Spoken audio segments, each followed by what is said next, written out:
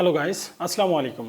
আমরা আমাদের স্মার্টফোনে বিভিন্ন ধরনের অ্যাপস ব্যবহার করি যাতে আমাদের আলাদা আলাদা ইউজার আইডি এবং পাসওয়ার্ড ব্যবহার করার প্রয়োজন পড়ে, যেমন জিমেইল, ফেসবুক, রকেট, বিকাশ, সেলফিন ইত্যাদি।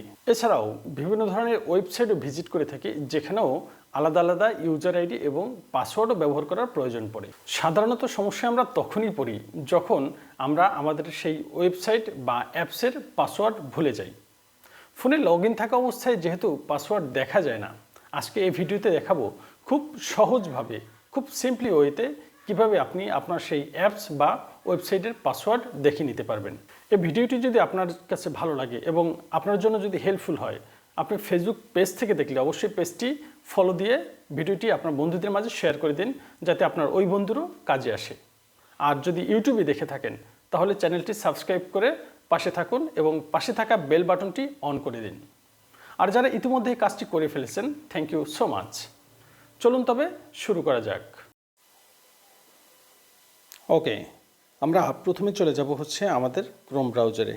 আমার স্মার্টফোনের এই হচ্ছে আমাদের ক্রোম ব্রাউজার। এর উপরে আমি একটি ট্যাব দেব।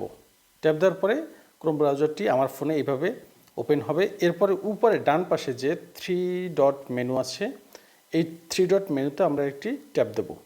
ট্যাব দেওয়ার পরে আমরা এখানে পাচ্ছি হচ্ছে সেটিংস নামে আরেকটি অপশন। আমরা সেটিংস নামে এই অপশনটিতে আরও একটি ট্যাব দেব।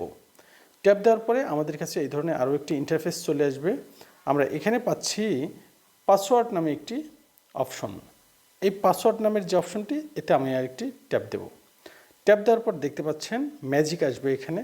আমরা এখানে আমাদের ফোনে যতগুলো ওয়েবসাইট বা অ্যাপস ইউজ করি, সবগুলো ওয়েবসাইট বা অ্যাপসের পাসওয়ার্ড এখানেই আছে এবং কোন আইডি দিয়ে আমরা খুলেছি সেটা এখানে দেখাবে।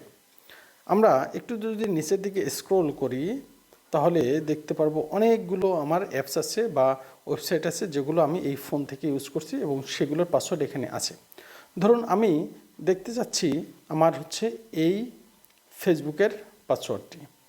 তো এই জন্য আমরা কি করব, আমরা এর উপর একটি ট্যাব দেব। ট্যাব দেওয়ার পরে এই যে দেখেন আমাদের কাছে এই ধরনের একটি ইন্টারফেস চলে আসবে। আসার পরে এখানে যে প্রথমে যে আই সাইন আছে, এর উপর একটি ট্যাব দেবো। ট্যাব দিলে হচ্ছে আমাদের কাছে এই পাসওয়ার্ডটি ওপেন করতে পারবো। তো আমরা এখানে একটু টাচ দিয়ে দেখি। আচ্ছা, এখানে এবার চাচ্ছি আমার ভেরিফাই করতে যে এখানে আমি আমার ফোনটি আমার ফিঙ্গারপ্রিন্ট দিয়ে খুলবো নাকি হচ্ছে আমার পিন দিয়ে খুলবো। তো আমি এই মুহূর্তে পিন দিয়ে খুলবো। আমি পিন দিচ্ছি।